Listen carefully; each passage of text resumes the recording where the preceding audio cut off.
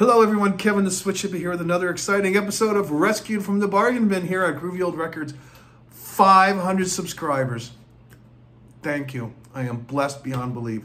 I'm glad I got one, let alone 500 of them. So thanks to everybody who tunes in and looks at my music and listens to me waffle on a bunch of nonsense.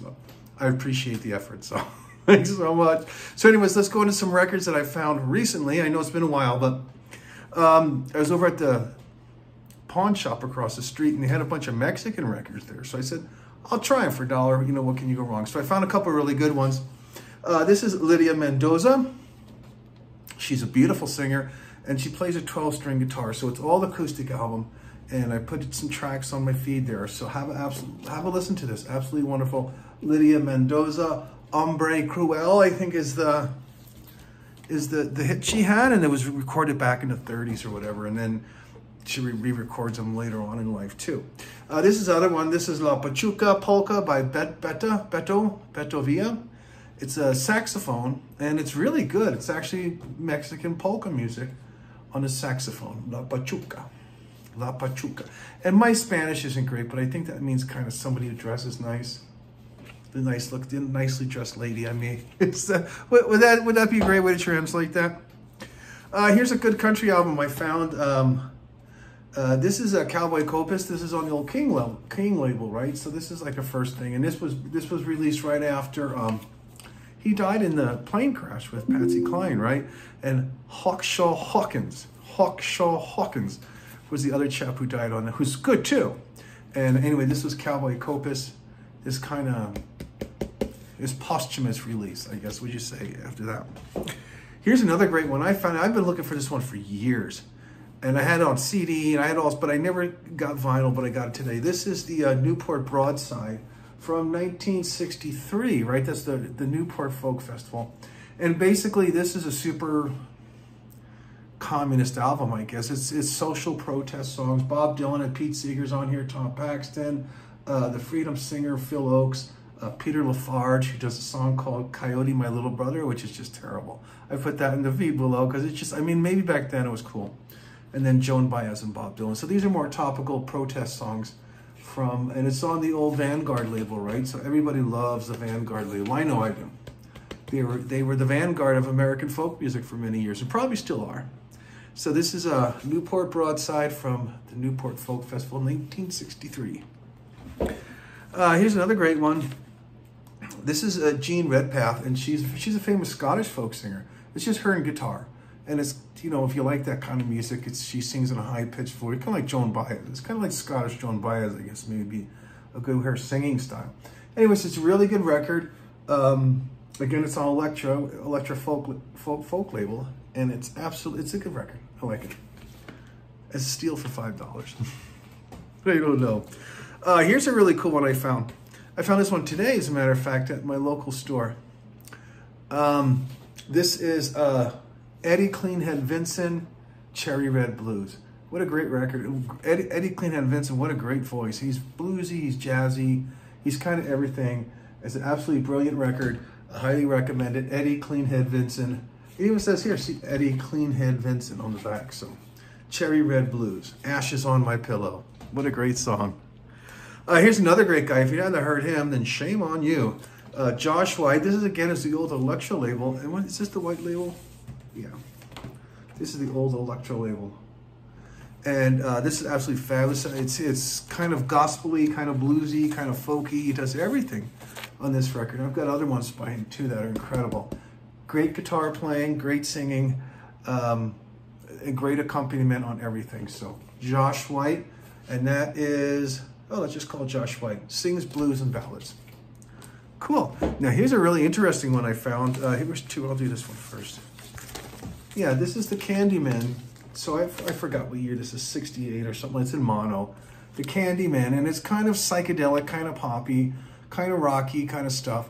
And they're called the Candymen because they were the support band for Roy Orbison, right? And that's where they learned their chops. Anyway, it's an interesting album, The Candyman on ABC Dunhill. I do believe this is a what do you call it? A promo copy, if I'm not mistaken. The next one, this is a really very interesting one. This is Fever Tree. It's still in the shrink wrap. So this is 1968 or whatever, 1969, and they're a San Francisco band. And their big hit, when I say big hit, it went to number 43 or something like that on the top 60 or whatever.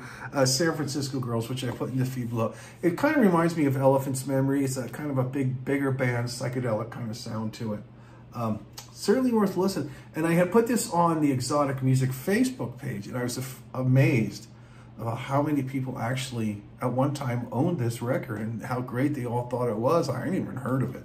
And I don't think I'm ignorant in that field, but apparently so. So anyways, that is Fever Tree. And they have other albums too. So I've seen a couple of their albums. Maybe I'll buy another one. So here's a cool bluesy one. This is Alex Seward, Creepin' Blues. And it's just acoustic blues. Great record. Absolutely great record. On the Prestige label. You see the Prestige label? Prestige Bluesville label. Absolutely excellent. Creepin' Blues. This next one I thought was interesting. I found this at the thrift store for $1, so I picked it up, and that is Rancid. Right here. They're like a ska punky band from the 90s or whatever, and this is an absolutely brilliant record. And what I really like about it, apart from the sound, right, it's on this wonderful orange vinyl. It's a double record set. I think this was a follow-up to their first Super Smash record. So Rancid. Put that back in here. There we go. Great record, great record. Here's another one I found, what I thought was pretty cool. This is Pete Townsend, White City. I like Pete Townsend, I have all of his stuff. Except I never had this one, or maybe I didn't like it, or I don't remember. Like it never stayed in my collection, but I had to re-listen to it on vinyl. And it's actually really, really good record. It's got Give Blood on it, which was a big hit, and Face to Face, and a couple of really good songs. A really, really good record. I think well produced. Great sounding record. So the next one I got here for you is one of my favorites, Mike Nesmith. I'll have to read the label. From a radio engine to a photon wing. And this was a buy one, get one. So it was $2 and I got two of them for $2, right? And this is an absolutely brilliant record. It had the hit Rio on it, which was one of the first rock videos ever made, was Mike Nesmith doing Rio. And Mike Nesmith albums are always interesting. He did a lot of country albums in the early 70s, and then he kind of made a more kind of spacey, poppy sound kind of in the later 70s with this and the other one with all the masks on. I can't think of the name right now, which is really brilliant. But anyways, Mike Nesmith. We like Mike Nesmith. So Infinite Rider on the Big Star Dogma. That's what it is. That's the follow-up to this album, Infinite Rider on the Big Star Dogma, and it's an absolutely wonderful record as well. And the last one I got for you, this was pretty cool, and I thought maybe they didn't charge enough for this. I don't know. But this is the Mass Marauders, and I had this on bootleg CD for years. And I don't know if you're familiar with the Mass Marauders, but I think it was Grail Marcus was the writer in Rolling Stone, who made a satirical review of a bootleg that was supposed to have been Bob Dylan, the Beatles, and the Rolling Stones all collaborating, jamming on this one record, and he wrote this review for it. And everybody thought it was real, that they actually hired a band to make the record after the review and after the con had already started. And this is it. This is the record. So I'm not, actually tell you, this is probably the first hard copy I've ever seen of this record. It was only $5. I'm like, wow. You think it would be worth more than that, but it's not a great record, so don't look for brilliance here. You look this for some type of historical document, but this isn't great. It's not a great record. And Bob Dylan doesn't sound like, it's supposed to be Bob Dylan impersonating Donovan or something like that. Anyways, that doesn't work. The only song that's really is I Can't Get No Nookie, which does sound like the Rolling Stones exactly, but I don't hear Beatles on here. Anything. Anyways, this is Kevin the Switch Hippie.